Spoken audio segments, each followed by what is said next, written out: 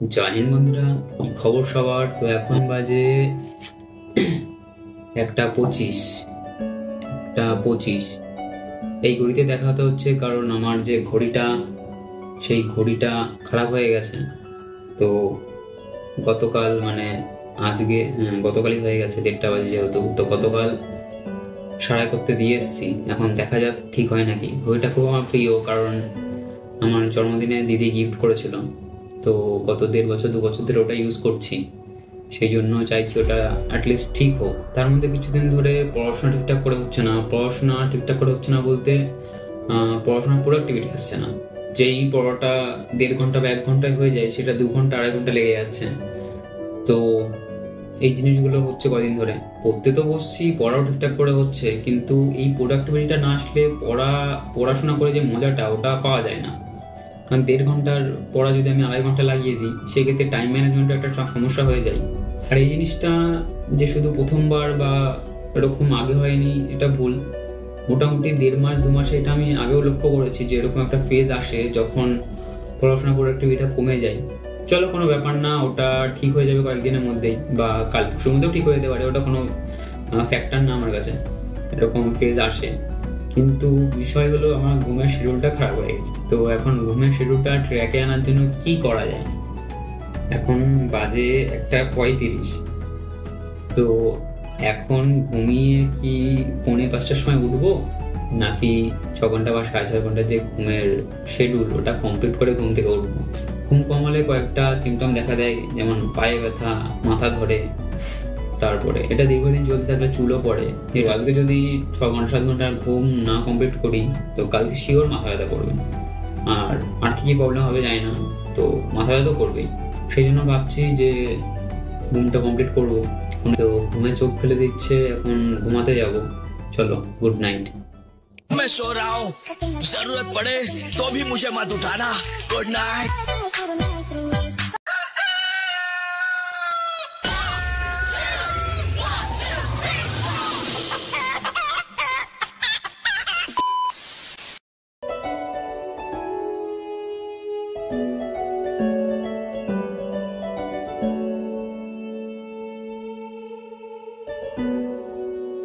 সকালে 8টার দিকে ঘুম থেকে উঠে ফ্রেশ হয়ে কালকে কিছু বাসনপত্র ছিল, সেগুলো ধুয়ে ধ্যান করতে বসে পড়ি।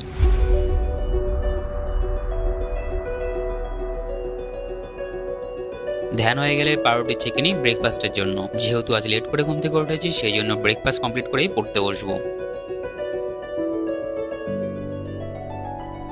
এখন প্রায় 9টা বাজে চললো, আর ব্রেকফাস্টটা কমপ্লিট করে পড়তে বসবো। শুরুটা করবো জিওগ্রাফি দিয়ে।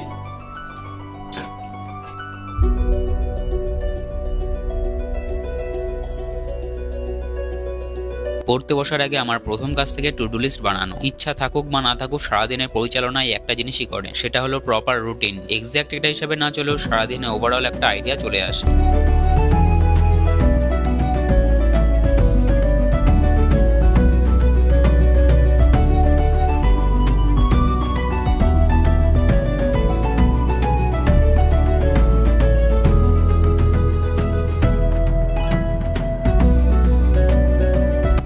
বাজে 1:10, আর আমার আজকের প্রথম স্লট হলো কমপ্লিট।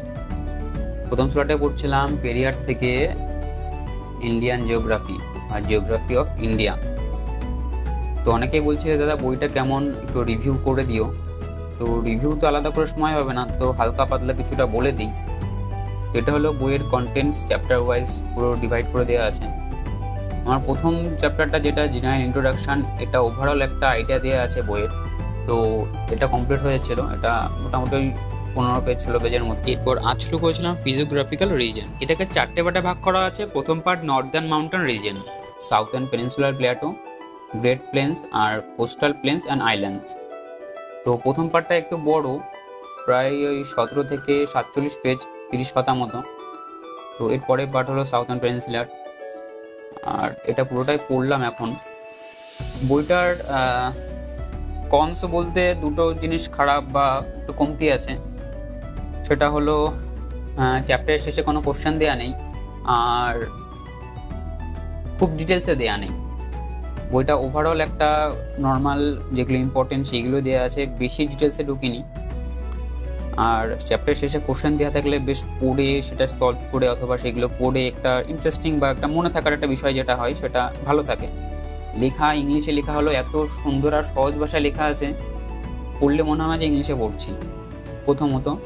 দ্বিতীয়ত ছবি বা ম্যাপ পয়েন্টিংগুলো এত সুন্দর করে দেয়া আছে, ওইগুলো দেখলে অটোমেটিক মাথার মধ্যে গেঁথে যায় আর বেশ মনে থাকে, যেইগুলো সারাদিন পড়েও মনে থাকে না। এই ছবিটা যেমন কত সুন্দর করে দেওয়া আছে, Karakoram range, Ladakh range, the great Himalaya range, lesser Himalaya, এর মধ্যে কোনটা Zanskar range, Kailash range, Shivalik range, কোথায় কোথায় দেওয়া আছে, এগুলো একটা ছবি জাস্ট এইরকম দেখলে পরে মনে থেকে যায়। তো এইগুলো যদি আমি লাইন বাই লাইন পড়তে চাই, ইনিশিয়ালি তো মনে থেকে যায়, রিভিশন দিলেও মনে থেকে যাবে, কিন্তু সেটা লং লাস্টিং না খুব একটা। তো ছবির মাধ্যমে পড়লে কম টাইম লাগে আর বেশি সময় সেটা থেকে যায়। আর বইটা বইয়ের মতো না, অনেকটা হ্যান্ড রিটেন নোটের মতো, সুন্দর করে গুছিয়ে কোথায় কোথায় কি প্রয়োজন সেটুকুনি দেয়া আছে। হিন্দিতে একটা কথা আছে, মঞ্জিল মত হে সফর কা মজা লো। তো লাইফটা খুবই আনসার্টেন, কখন কি হয়, কোথায় লাইফ নিয়ে যায় আমাদেরকে কেউ জানে না। নতুন নতুন মানুষের সাথে মেশা, নতুন নতুন জায়গায় যাওয়া, নতুন ভাষা, নতুন কালচার, নতুন খাওয়া দাওয়া, তো এই জিনিসগুলোর খুব ইচ্ছা আছে জীবনে। চ্যানেলটা খুলেছি শুধু স্টাডি ব্লগ দেওয়ার জন্য না, অনেক রকম ভিডিও, অনেক অ্যাডভেঞ্চারাস পরে দেখতে হবে, এখন তো দেখতে পাবে না, আগামী 1-2 বছর, মানে যতদিন না চাকরি পাচ্ছি বলা যাচ্ছে না। অ্যাডভেঞ্চার যে শুধু পাহাড়ে জঙ্গলে হয় একদমই না, লাইফটা মানে অ্যাডভেঞ্চার। তো এই যে ডেইলি পড়াশোনা করা, ভুলে যাওয়া, মক টেস্টে কম নাম্বার আসা, ফিউচার নিয়ে টেনশন করা, তারপর ঘুমের শিডিউল খারাপ হয়ে যাওয়া, এত কিছু নিয়ে যে টেনশন বা এগুলো তো একটা অ্যাডভেঞ্চার। তো প্রত্যেকটা সময় প্রত্যেকটা দিন এনজয় করতে হবে, যেই কাজটাই করি আমরা সেই কাজটাকেই ভালোবেসে নিতে হবে। 8 ঘন্টা করে পড়াশোনা কারোরই ভালো লাগে না, কিন্তু এই কাজটাকে যদি ভালো না বাসা যায়, 8 ঘন্টা করে বসে থাকা সম্ভব না এক জায়গায়, বা তার বেশি যারা পড়াশোনা করে 12 ঘন্টা 14 ঘন্টা অনেকে পড়ে, আমি অত বসে থাকতে পারি না, আমার সময়টা অবশ্যই বাড়াতে হবে। ফিউচারে কি হবে বা এই চিন্তা তো আমাদের আসে সবারই, এটা আসা স্বাভাবিক। কোথায় যাবে লাইফ দেখা যাক, অত চাপ নিয়ে লাভ নেই জীবনটাকে, যেটা চলছে যেটা হচ্ছে সেটার মজা নাও। আধ ঘন্টা মতো ব্রেক নিয়ে কিছুক্ষণ গল্প আর পাইচারি করে আবার পড়তে বসে পড়ি।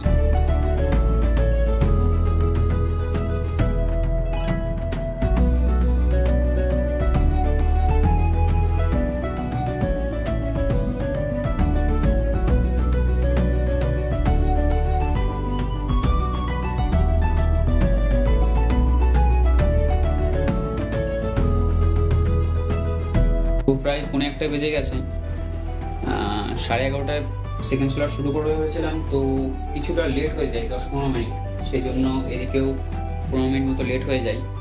তো 1 ঘন্টায় লীলারয় থেকে জিকে পড়ছিলাম, 1-2বার রিভিশন হয়েছে।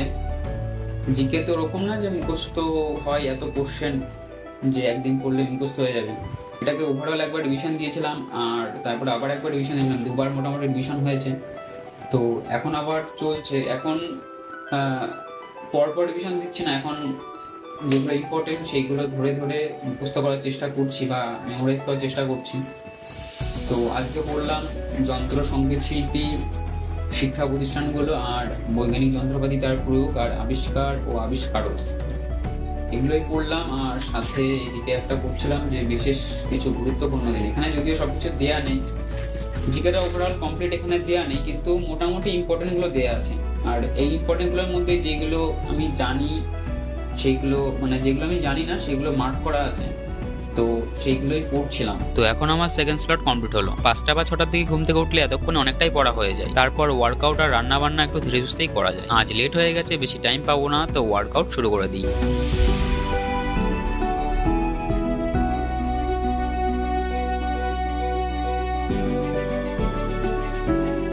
কদিন ধরে ভিডিওতে একদম রিচ নেই, তার উপর আবার পরপর 3টে ভিডিওতে কপিরাইট ক্লেম দিয়ে দিয়েছে।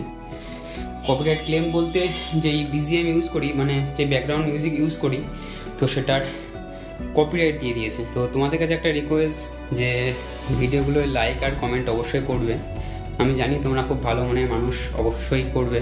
আর যারা আরও বেশি ভালো মনের মানুষ তারা অবশ্যই বন্ধুদের হোক, ভাইদের হোক, বোনদের হোক, শেয়ার করবে ভিডিওগুলো।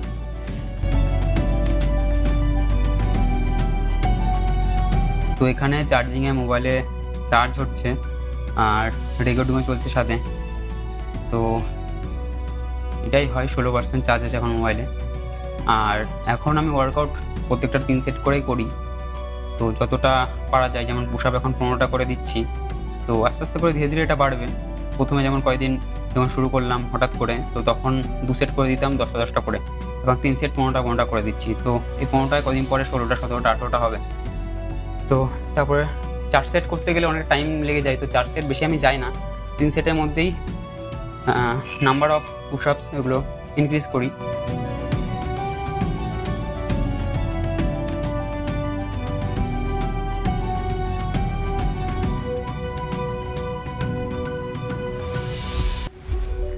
এগুলো আরও জোর দিয়ে করা যায়, কিন্তু জোর দিয়ে করি না, কারণ এরপরে স্নান করব, তারপরে লাঞ্চ করব, তারপরে এডিটিং নিয়ে বসবো। তো এডিটিং নিয়ে বসতে বসতে এডিটিং কমপ্লিট না করতে করতে ঘুম পেয়ে যায়। মাঝখানে এরকম হয় যে 1 ঘন্টা 1.5 ঘন্টা, মানে আধ ঘন্টা ঘুমানোর নাম করে 1.5 ঘন্টা 2 ঘন্টা 4 ঘন্টারও ঘুম হয়ে গেছে। সেই জন্য ওয়ার্কআউটটা মোটামুটি যতটা শরীরে মানে এক্সট্রা এফোর্ট দিই না, মোটামুটি যতটা এফোর্ট দেওয়া যায় অল্প অল্প করে ইনক্রিজ করি। আর দুপুরের লাঞ্চটাও ঠিক সেরকম, দুপুরের লাঞ্চটা পেট ভরে কোনোদিন খাই না, মোটামুটি যতটা ভরে আর একটা সীমিত নর্মাল রাখার চেষ্টা করি।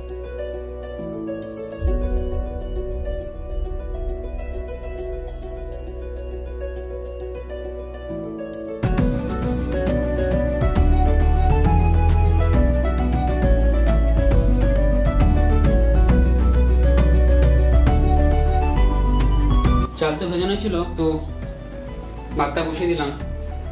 ওয়ার্কআউট করতে করতে চালটা সেদ্ধ হয়ে যায়।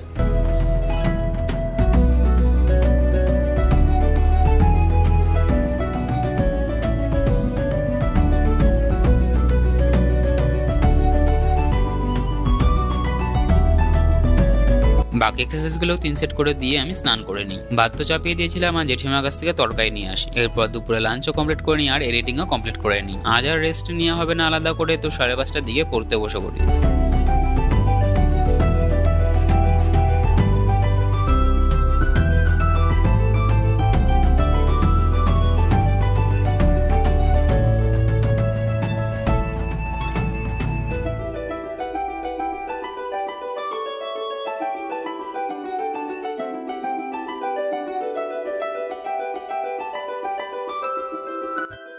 তো 5:30 থেকে 7:30 পর্যন্ত আমার 3rd স্লট কমপ্লিট হয়।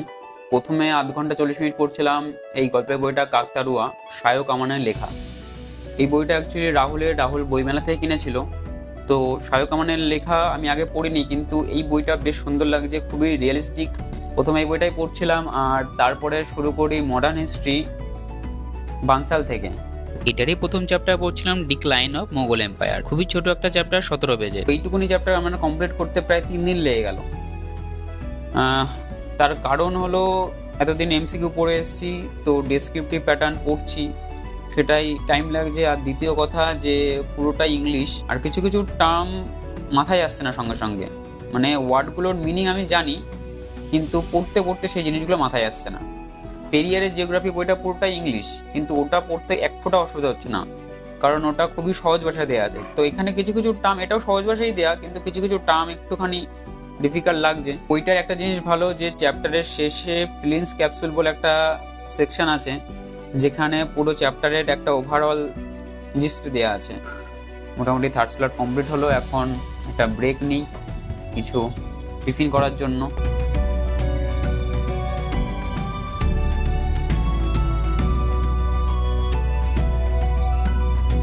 চা মুড়ি দিয়ে টিফিন কমপ্লিট করি, তারপর কিছুক্ষণ গান শুনি, এরপর পড়তে বসে পড়ি। কদিন ধরে একটু ডিসকাশনের মধ্যে ছিলাম, তো ইউটিউবের কমেন্ট সেকশনটাকে একটু অ্যাভয়েড করছি, সাথে টেলিগ্রামও। তোমরা যারা এখনো টেলিগ্রাম গ্রুপে জয়েন করোনি, জয়েন করতে পারো। ওখানে ইম্পর্টেন্স কিছু নোটস দেওয়া আছে, প্রয়োজন পড়লে নিয়ে নিও। আর যারা ফেসবুক ইনস্টাগ্রাম ইউজ করো, তারাও সেখানে ফলো করতে পারো। পড়া কমপ্লিট হলে উঠে পড়ি রুটি আনার জন্য। জেঠিমা কোথায়? দোকানে নেই তো। জেঠিমা হয়েছে? আমি তরকারি এখন হয় নাই। ঢেঁড়স, ভেন্ডি, লেডিস ফিঙ্গার, এটা তরকারি। আর এদিকে দুপুরে মাছের ঝোল ছিল, সেটার আলু দিয়ে তরকারি দিল। তো এটা তো আমার রাতে খুব একটা ভালো লাগে না, এটা দিয়েই খেতে হবে ম্যাক্সিমামটা। আর এদিকে ভাত আছে, গরম করবো নাকি ভাবছি, না করলেও হয়। ডিনার কমপ্লিট হয়ে গেলে কিছুক্ষণ বসি, তারপর এই বইটা মাঝখান থেকে ছিঁড়ে যাচ্ছে, তো সেটা আঠা দিয়ে ফিক্স করি। স্টাডি রুটিন এখনো কিছুক্ষণ সময় বাকি আছে। দুপুরে ন্যাপ বা ঘুম কিছুই হয়নি, তো বুঝতেই পারছিলাম তাড়াতাড়ি ঘুম পেয়ে যাবে, তো বেশি বিলম্ব না করে পড়তে বসে পড়ি। স্ক্যানার থেকে প্রিভিয়াস ইয়ার কোশ্চেন পড়ছিলাম এই সময়টা। এই স্লোটা 11:30 থেকে শুরু হয়েছিল, 1টা পর্যন্ত চলে। আজকে সব টাস্ক কমপ্লিট হয়। জয় হিন্দ বন্ধুরা, আজ ছিল ডে 21।